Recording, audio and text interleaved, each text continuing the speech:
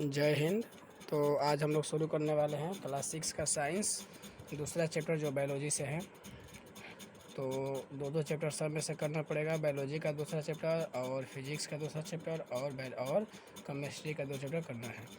तो एक चैप्टर हर पेज में से हो चुका है, हर चैप्टर से। और इसमें दूसरा चैप्टर शुरू करने वाले हैं भोजन के घटक। ठीक है, तो भोजन के घटक के बारे में इसमें जानेंगे क्या है भोजन के घटक। तो अध्याय 1 में हमने उन खाद्य पदार्थों की सूची बनाई थी जिन्हें हम खाते हैं। ठीक है, तो भारत के विभिन्न भागों में खाए जाने वाले भिन्न भिन्न व्यंजनों के बारे में भी हमने बताया था तथा इन्हें मानचित्र में अंकित किया था। ठीक है, तो एक प्रकार के भोजन में चपाती, दाल, बैंगन का भरता हो सकता है। ठीक है, एक प्रकार के भोजन में चपाती, दाल और बैंगन का भरता हो सकता है, तो दूसरे में चावल, सांभर तथा भिंडी हो सकती है। इसके अतिरिक्त अन्य भोजन में अपम, मछली तथा सब्जियां हो सकती है। तो क्रियाकलाप यहाँ 1 में दिया है कि आमतौर पर हमारे आहार में अन्न से बना कम से कम एक व्यंजन होता है। दूसरे खाद्य पदार्थों में दाल या मांस का कोई व्यंजन तथा सब्जी हो सकती है। इसमें दही, मट्ठा तथा अचार भी शामिल हो सकते हैं। ठीक है, तो इस तरह के आहार के कुछ उदाहरण सारणी 2.1 में यानी कि 2.1 में यहाँ पर दिखाया गया है। जैसे कि क्षेत्र राज्य, जैसे पंजाब राज्य में जो अन्न का व्यंजन है तो मक्के की रोटी खाते हैं सब, और वहाँ का जो होता है दाल, मांस का व्यंजन जो होता है तो राजमा। ठीक है, और इसके सब्जियाँ यानी कि सरसों का साग और अन्य व्यंजन जैसे दही, घी वगैरह लेते हैं। उसी तरह आंध्र प्रदेश में तो क्या करते हैं, अन्न का व्यंजन जो होते हैं तो वे लोग चावल ज़्यादा खाते हैं। और दाल और मांस मांस का व्यंजन अगर देखा जाए तो उसमें अरहर की दाल तथा रसम यानी कि चारू रसम होता है ना, जो खटाई वगैरह डालकर बनाते हैं पूरा पानी की तरह, तो वो होता है वहाँ का। सब्जियाँ ले तो उसको जो होता है कुंदरू होता है, कुंदरू। ठीक है, इसके बाद जो है अन्य व्यंजन में हो जाते हैं मट्ठा, घी, अचार, ये सब शामिल हो सकते हैं। तो यहाँ पर दे रहे हैं कि मट्ठा तथा अचार भी शामिल हो सकते हैं। इस तरह के आहार के कुछ उदाहरण हम लोग यहाँ पर देख भी लिए हैं। तो अध्याय 1 में प्रस्तावित क्रियाकलाप 2 में आपके द्वारा सारणी में दर्शाए गए व्यंजन छाटिए और इस सूची में कुछ अन्य व्यंजन जोड़िए। ठीक है, जो अध्याय 1 में पढ़े हैं उसके अनुसार इसमें आप छाटिए और लिखिए तथा इसे सारणी 2.1 में दर्शाई गई विधि से पूरा कीजिए। कभी कभी हम अपने भोजन में वस्तुतः इन सभी व्यंजनों को नहीं ले पाते हैं। ठीक है, यदि हम यात्रा में हो तब हम वहीं खा लेते हैं जो रास्ते में उपलब्ध हो। तो हम में से कुछ लोग के लिए यह संभव नहीं हो पाता है कि वह इस तरह के विविध व्यंजन हर समय खा सकें। आहार में विभिन्न खाद्य पदार्थों के इस तरह के वितरण का कोई ना कोई आधार होना चाहिए।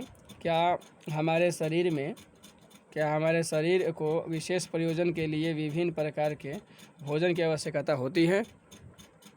जैसे कि यहाँ पर विभिन्न प्रकार के खाद्य पदार्थों में क्या होता है। ठीक है, तो हम जानते हैं कि प्रत्येक व्यंजन एक या एक से अधिक प्रकार की कांची सामग्रियों से बना होता है जो हमारे पादप या जंतुओं से मिलते हैं। इस कच्ची सामग्री के संघटक क्या हैं? तो इस कच्ची सामग्री में हमारे शरीर के लिए कुछ आवश्यक घटक होते हैं। इन घटकों को हम पोषक कहते हैं। ठीक है, पोषक कहते हैं। तो हमारे भोजन में मुख्य पोषक कार्बोहाइड्रेट, प्रोटीन, वसा, विटामिन तथा खनिज लवण हैं। इसके अतिरिक्त हमारे भोजन में रुक्षांश तथा जल में शामिल हैं। ठीक है, जल भी शामिल है इसमें, जिनकी हमारे शरीर को आवश्यकता होती है। क्या सभी खाद्य पदार्थों में ये सभी पोषक उपलब्ध होते हैं? तो कुछ साधारण विधियों से हम यह जान सकते हैं कि कच्ची सामग्री या पके हुए भोजन में कौन सा एक या अधिक पोषक तत्व उपस्थित हैं। तो कार्बोहाइड्रेट, प्रोटीन तथा वसा के परीक्षण अन्य पोषकों के परीक्षणों की अपेक्षा सरल है। आइए हम इन परीक्षणों को करके परीक्षण को सारणी 2.2 में लिख लेते हैं। ठीक है, कि ये सारणी 2.2 में लिखें। तो इन परीक्षणों को करने के लिए आपको आयोडीन, कॉपर सल्फेट तथा कास्टिक सोडा विलयन की आवश्यकता होगी। ठीक है, मतलब घोल चाहिए जो आयोडीन और कॉपर सल्फेट हो और तथा कास्टिक सोडा विलयन मतलब उसका घोल हो। तो ये आपको ज़रूरत होगी ये सब प्रैक्टिस करने के लिए, परीक्षण करने के लिए। तो आपको कुछ प्रखनली तथा एक ड्राफ्टर भी आवश्यकता है। प्रखनली जो होता है ना, शीशे का बना हुआ ऐसे गोल आकार का, तो वो भी आपको ज़रूरत पड़ेगी। तो होना चाहिए, या ड्राफ्टर की भी आवश्यकता होगी। एक ड्राफर का भी आवश्यकता होगी। तो इन परीक्षणों को पके हुए भोजन तथा कच्ची सामग्री पर करें। इन परीक्षणों से प्राप्त परीक्षणों को सारणी 2.2 में दर्शाए गए तरीकों से लिख सकते हैं। तो इस सारणी में कुछ खाद्य पदार्थ दर्शाए गए हैं। अपना परीक्षण इन पर या अन्य किसी उपलब्ध खाद्य पदार्थ पर कर सकते हैं। तो इन परीक्षणों को सावधानी से कीजिए और किसी भी रसायन को खाने या चखने का प्रयास मत कीजिए। यदि आवश्यक विलयन तत्काल उपलब्ध नहीं है तो आपके अध्यापक निम्न विधि से उन्हें तैयार करा सकते हैं। तो कैसे तैयार कर सकते हैं तो उसके लिए यहाँ पर देखते हैं। ठीक है, तो आइए विभिन्न खाद्य पदार्थों की जांच करके देखें कि किसमें कार्बोहाइड्रेट उपस्थित है। और कार्बोहाइड्रेट कई प्रकार के होते हैं। हमारे भोजन में पाए जाने वाले मुख्य कार्बोहाइड्रेट मंड तथा शर्करा के रूप में होते हैं। ठीक है, होते हैं। यदि किसी खाद्य पदार्थ में मंड है तो हम इसका आसानी से परीक्षण कर सकते हैं। जैसे यहाँ दिया है कि आयोडीन का तनु विलयन बनाने के लिए क्या करेंगे, तो आयोडीन का तनु विलयन बनाने के लिए जल से आधी भरी प्रखनली में कुछ बूंदे टिंचर आयोडीन की मिला दीजिए। ठीक है, टिंचर आयोडीन मतलब कि आयोडीन जो होता है उसके कुछ बूंदे हम उसमें मिला देंगे। ठीक है, आयोडीन का जो तनु विलयन बनाना है तो जल में आधी प्रखनली ले लेंगे, उसमें आधा प्रखनली पानी ले लेंगे और उसमें आयोडीन का कुछ बूंद उसमें मिला देंगे। इसके बाद दूसरा क्या करना था, कॉपर सल्फेट विलयन बनाने के लिए तो 100 मिलीलीटर यानी कि 100 मिलीलीटर क्या करेंगे, जल में 2 ग्राम कॉपर सल्फेट घोलने से ये बन जाएगा। ठीक है, और तीसरा कहा है 100 मिलीलीटर जल में 10 ग्राम कास्टिक सोडा घोलने से हम अभिष्ट कास्टिक सोडा विलयन मिल जाएगा। ठीक है, तो इस तरह आप बना सकते हैं। यदि किसी खाद्य पदार्थ में मंड है तो हम इसका आसानी से परीक्षण कर सकते हैं इसके थ्रू। अब क्रियाकलाप 2 में देखते हैं कि मंड के लिए परीक्षण क्या होता है। तो परीक्षण के लिए खाद्य पदार्थ या कच्ची सामग्री की अल्प मात्रा लीजिए। इसमें तनु आयोडीन विलयन की 2 या 3 बूंदे डालिए। चित्र 2.1 के थ्रू जैसे ये लेकर इसमें से डाल रहा है उस तरह इसमें डालेंगे। ठीक है, डालिए और खाद्य पदार्थ के रंग में होने वाले परिवर्तन को देखिए। क्या यह नीला या काला हो गया है। यह नीला और काला रंग जो है वो मंड की उपस्थिति को बताता है क्योंकि इसमें वो क्या दर्शाएगा कि मंड इसमें उपस्थित है। तो इस परीक्षण को किसी अन्य खाद्य पदार्थ के साथ दोहराइए और जांच कीजिए कि किसमें मंड है। अपने प्रेक्षणों को सारणी 2.2 में यहाँ पर लिखिए। मंड उपस्थित है तो हाँ, उपस्थित नहीं है तो नहीं। जैसे कच्चा आलू को थूर कर देखेंगे और उसमें कुछ कागज़ अगर पर जैसे कि तेल टाइप का आ जाएगा, इसका मतलब क्या है, उसमें मंड है तो लिखेंगे हाँ। ठीक है, और जो नहीं है वैसा नहीं है तो नहीं है, इस तरह का उसको देखेंगे। तो ये परीक्षण कर सकते हैं जब कलर उसका बदल जाएगा तो अलग अलग पदार्थ पर इसका परीक्षण करके उसमें चेक करेंगे कि किसमें मंड होता है किसमें मंड नहीं होता है। आगे देखते हैं प्रोटीन के लिए परीक्षण। तो प्रोटीन के परीक्षण के लिए किसी खाद्य पदार्थ की थोड़ी मात्रा लीजिए। जिस खाद्य पदार्थ का परीक्षण करना है यदि वह ठोस है तो पहले उसका पेस्ट अथवा चूर्ण बनाने की आवश्यकता होती है और खाद्य पदार्थ की थोड़ी मात्रा को पीसकर या मसलकर उसके चूर्ण को एक साफ प्रखनली में डाल दें और 10 बूंद जल डालकर उसे अच्छी तरह हिलाएं। अब ड्रापर की सहायता से प्रखनली में 2 बूंद कॉपर सल्फेट का विलयन तथा 10 बूंद कास्टिक सोडा का विलयन डालिए। जैसे चित्र 2.2 में यहाँ पर दिखाया गया है उस तरह ले लेंगे। मतलब मान लो कोई ठोस, जैसे मान लो बादाम है तो बादाम में चेक करना है प्रोटीन है कि नहीं, तो उसे थूर देंगे क्योंकि ठोस है। थूरने के बाद आधा प्रखनली पानी ले लेंगे और उसमें उसको रख देंगे और मिला देंगे और उसमें कास्टिक सोडा भी डाल देंगे प्रखनली में, उसको अच्छी तरह से क्या करेंगे, मिला देंगे। और ड्राफ्टर की सहायता से प्रखनली में और 10 बिना डालकर अच्छी तरह से मिलाकर यानी हिलाकर कुछ मिनट के लिए प्रखनली को रख दीजिए। आपने क्या देखा, क्या प्रखनली का पदार्थ बैंगनी रंग का हो गया है। तो बैंगनी रंग खाद्य पदार्थ में प्रोटीन की उपस्थिति को दर्शाता है। ठीक है, अगर बैंगनी हो गया तो उसमें क्या है, उसमें प्रोटीन की मात्रा है, और नहीं हो रहा है तो नहीं है। अब आप इस परीक्षण को किसी दूसरे खाद्य पदार्थ के साथ दोहरा सकते हैं। अब इसी तरह अलग अलग पदार्थों को आप प्रोटीन चेक करना चाहें तो इसे कर सकते हैं, ऐसा ही। ठीक है, अब वासा के लिए पूछते हैं। वासा मतलब होता है चर्बी, उसमें कितना चर्बी है अर्थात उसमें जो तेल की मात्रा है, वासा का मात्रा कितना है। तो खाद्य पदार्थ की अल्प मात्रा लीजिए, इसे एक कागज़ के टुकड़े में लपेट कर कूटिए। ध्यान रखें कि कागज़ फटना चाहिए, इस टाइप का है, यहाँ पर है कागज़ फटना चाहिए। क्या करेंगे, वसा के चेक करने के लिए कोई वस्तु लेंगे, जिस वस्तु में देखना है उसको कागज़ में लपेट देंगे, सब थूर देंगे और थूरने के बाद खोल कर देखेंगे, अगर कागज़ पर तेल के कुछ धब्बे दिखाई देंगे, इसका मतलब उसमें वसा की मात्रा है। ठीक है, तो वही का सीधा कीजिए और ध्यान पर देखिए, क्या इस पर तेल के धब्बे कागज़ को किसी प्रकाश के सामने लाए और क्या आपको इस धब्बे से होकर आने वाली प्रकाश जो है धुंधला प्रकाश दिखाई देता है। कागज़ पर तेल का धब्बा खाद्य पदार्थ में वसा की उपस्थिति को दर्शाता है। इसका मतलब क्या है, इस पदार्थ में वसा है, अर्थात खाएंगे तो हमारे अंदर वसा बढ़ेगा, यानी चर्बी बढ़ेगी।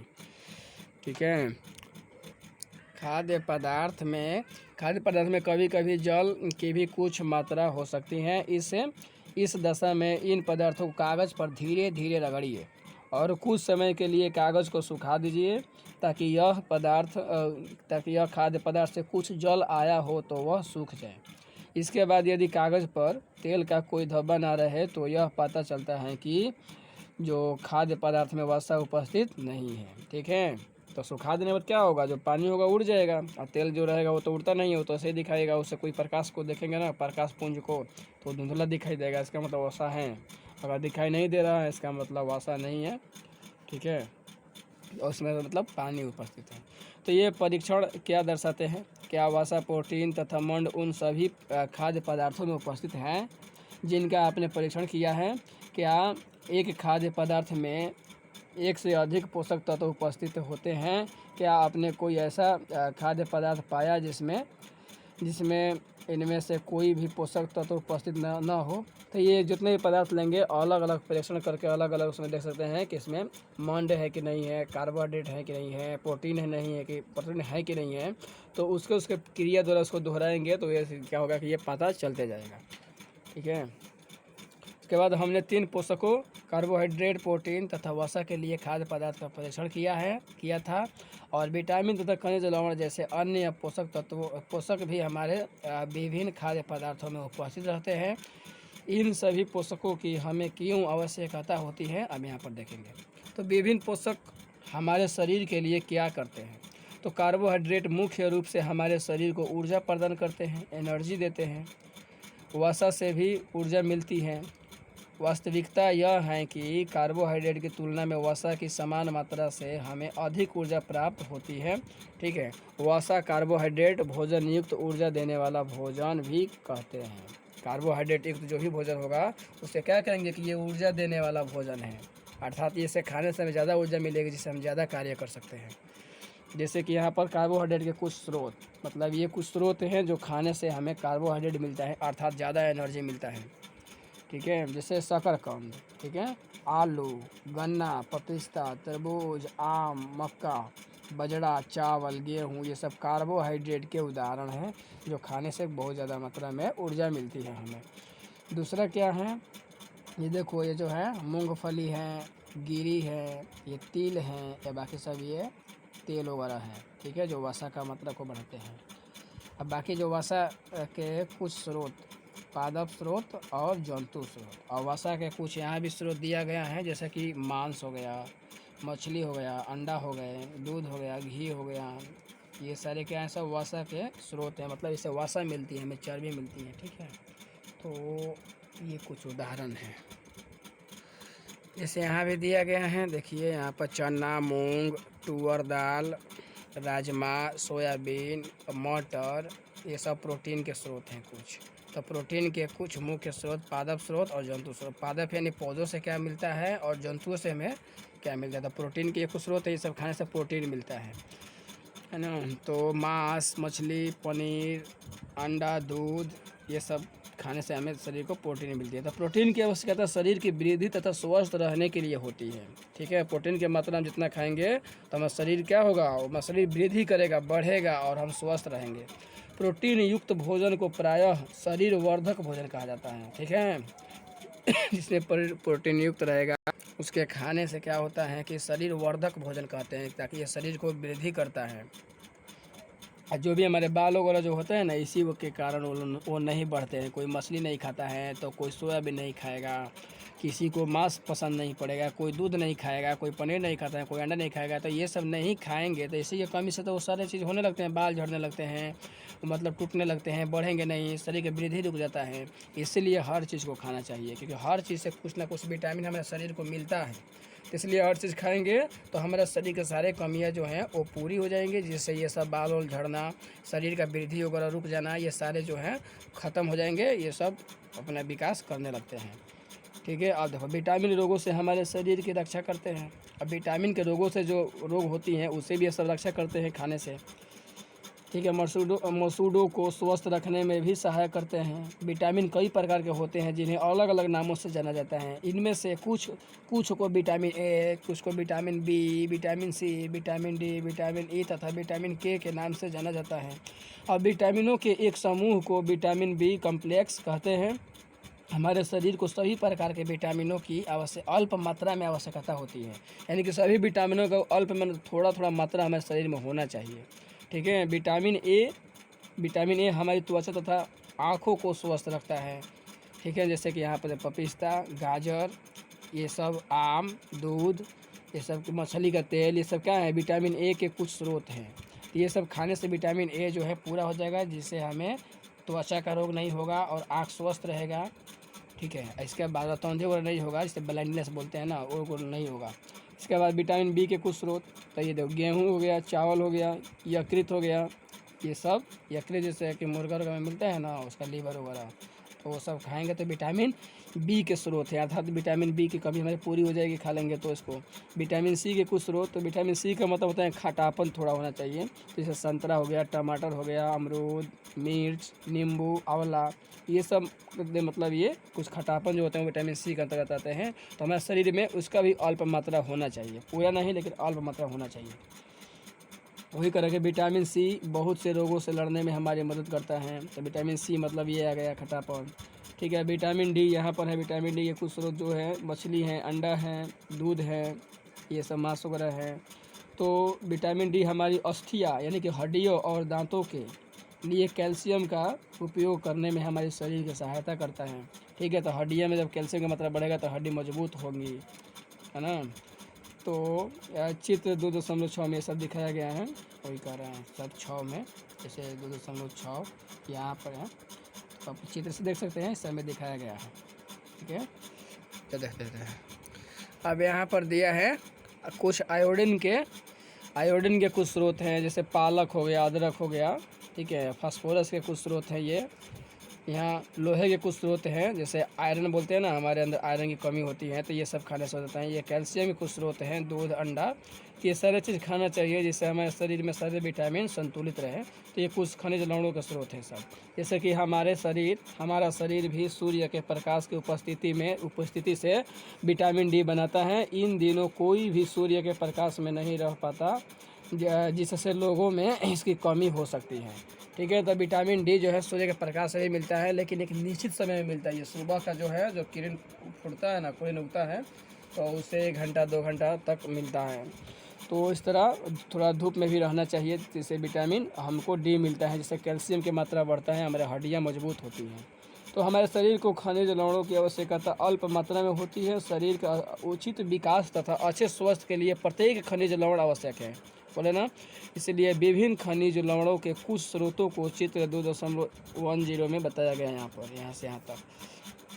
ठीक है। तो अधिकांश खाद्य पदार्थों में एक से अधिक पोषक तत्व होते हैं। आपने भी सारणी 2.2 के प्रेक्षणों को लिखते समय इस बात को अवश्य देखा होगा कि फिर भी किसी कच्ची सामग्री में एक निश्चित पोषक की मात्रा दूसरे पोषक की मात्रा से अधिक हो सकती है।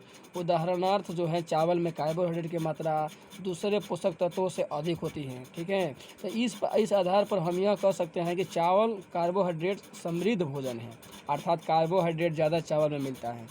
इन पोषकों के अलावा हमारे शरीर को आहारी रेशों तथा जल की भी आवश्यकता होती है। आहारी रेशे जैसे रुक्षांश के नाम से भी जाने जाते हैं।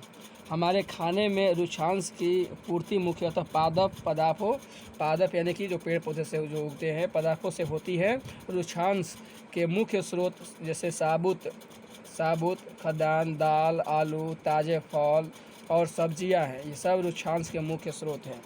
ठीक है। रुक्षांश हमारे शरीर को कोई पोषक प्रदान नहीं करते हैं, फिर भी यह हमारे भोजन का आवश्यक अवयव है और इसका आयतन बढ़ा लेते हैं। रुक्षांश बिना पचे भोजन को बाहर निकालने में हमारी शरीर की सहायता करते हैं। जो भोजन नहीं पचता है तो उसे क्या करते हैं, ये रुक्षांश जो है उसको मल द्वारा निकालने में ये सहायता करते हैं। तो इसलिए पेट साफ रहेगा तो हमारा मन भी साफ रहेगा।